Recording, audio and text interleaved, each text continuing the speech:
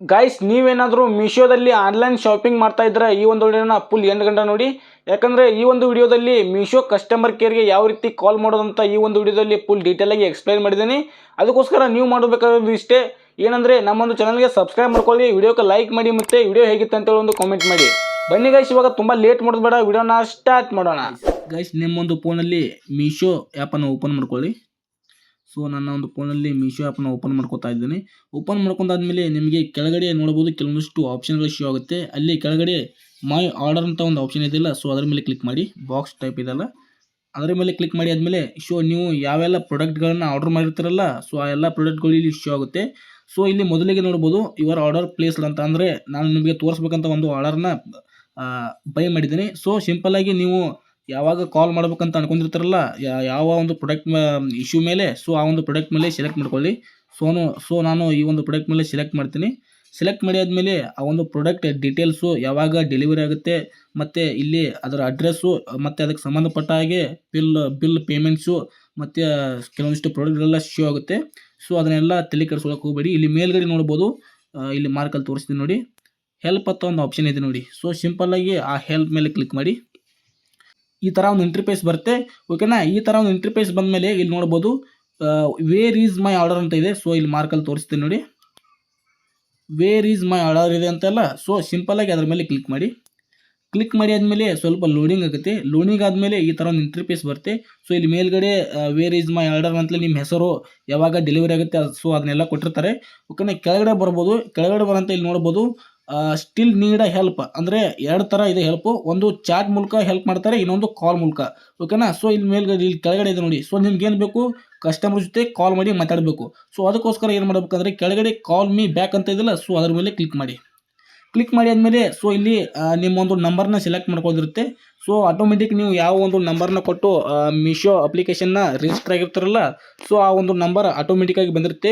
So ಅದೇ number ಇದ್ದರೆ select ಮಾಡ್ಕೊಳ್ಬೋದು, ಇಲ್ಲ ಬೇರೆ ಒಂದು ನಂಬರ್ಗೆ ಕಾಲ್ ಬೇಕಾದರೆ ಬೇರೆ ಒಂದು ನಂಬರ್ನ ಸೆಲೆಕ್ಟ್ ಮಾಡ್ಕೊಳ್ಬೋದು.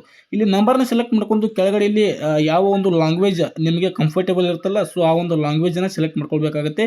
ಸೊ ನಾನು ಕನ್ನಡ ಅಂದರೆ ಕರ್ನಾಟಕ ಅಲ್ಲ, ಸೊ ಕನ್ನಡನ ಸೆಲೆಕ್ಟ್ ಮಾಡ್ತೀನಿ. ಸೆಲೆಕ್ಟ್ ಮಾಡಿ ಆದಮೇಲೆ ಇಲ್ಲಿ ಒಂದು ನಂಬರ್ನ ಸೆಲೆಕ್ಟ್ ಮಾಡಬೇಕಾಗುತ್ತೆ.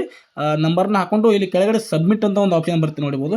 ಇಲ್ಲಿ ಕೆಳಗಡೆ ಒಂದು ಸಬ್ಮಿಟ್ ಅಂತ ಒಂದು ಆಪ್ಷನ್ ಇದೆಯಲ್ಲ, ಸೊ ಸಿಂಪಲ್ಲಾಗಿ ಒಂದು ಸಬ್ಮಿಟ್ ಆಪ್ಷನ್ ಮೇಲೆ ಕ್ಲಿಕ್ ಮಾಡಿದರೆ ನಿಮಗೆ ಕಾಲ್ ಯು ಬ್ಯಾಕ್, ಅಂದರೆ ವಿತಿನ್ 5 ನಿಮಿಷದೊಳಗೆ ನಿಮಗೆ ಮೀಶೋ ಕಡೆಯಿಂದ ಕಾಲ್ ಬರುತ್ತೆ, ಓಕೆನಾ.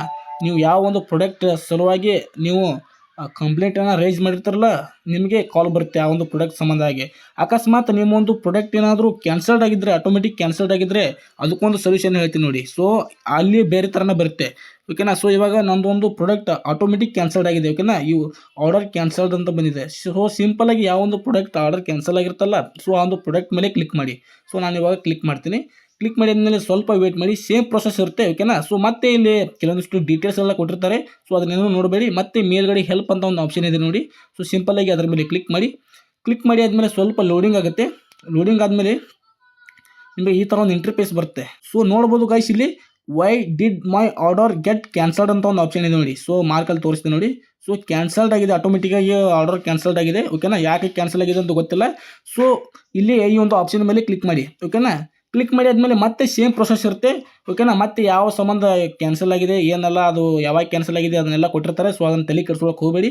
ಮತ್ತೆ ಕೆಳಗಡೆ ಬನ್ನಿ, ಕಾಲ್ ಮೀ ಬ್ಯಾಕ್ ಅಂತ ಇದೆಯಲ್ಲ, ಸೊ ಮತ್ತೆ ಅದರ ಮೇಲೆ ಕ್ಲಿಕ್ ಮಾಡಿ. ಕ್ಲಿಕ್ ಮಾಡಿ ಆದಮೇಲೆ ಮತ್ತೆ ಮೇಲ್ಗಡೆ ಒಂದು ನಂಬರ್ ಸೆಲೆಕ್ಟ್ ಆಗಿ ಬಂದಿರುತ್ತೆ. ಸೊ ಅದೇ ನಂಬರ್ ನಿಮ್ದು ಆಗಿತ್ತಂದರೆ ಓಕೆ, ಅದ್ರ ಮೇಲೆ ಕಂಟಿನ್ಯೂ ಮಾಡಿ. ಅಕಸ್ಮಾತ್ ಆ ನಂಬರ್ ಆಗಿರಲಿಲ್ಲ ಅಂದರೆ ಅದನ್ನು ಚೇಂಜ್ ಮಾಡ್ಕೊಳ್ಳಿ. ಈ ಥರ ಟೈಪ್ ಮಾಡ್ಕೊಂಡು ಚೇಂಜ್ ಮಾಡ್ಕೊಳ್ಳಿ. ಮತ್ತು ಕೆಳಗಡೆ ನಿಮ್ಮೊಂದು ಕಂಫರ್ಟೇಬಲ್ ಲ್ಯಾಂಗ್ವೇಜನ್ನು ಸೆಲೆಕ್ಟ್ ಮಾಡ್ಕೊಳ್ಳಿ.